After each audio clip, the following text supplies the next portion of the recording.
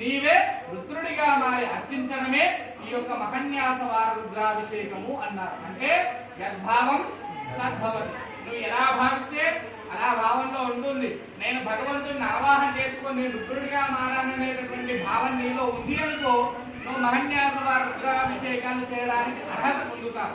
లేదులేండి నేను అలా ఏమి ఆవాహన చేసుకోలేదు, నాకు ఎలాంటి చలనత్వం లేదు, ఎలా ఉన్న మనిషిని అలానే ఉన్నాననే భావనలో ఉన్నామనుకోండి మనిషిగానే ఉంటాడు. అదేదో అంటారు చూడండి, ఇప్పుడు ఇంగ్లీష్ లో ఉండేటటువంటి వాడు ఒక పురుషుడు అనేటటువంటి వాడు మనీ అంటే ఏంటి ఇంగ్లీష్ లో?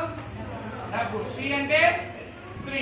ఇంటికి మూలాధారమైనటువంటి పురుషుడు డబ్బుకి స్త్రీకి లోబడితే ఎదగడం.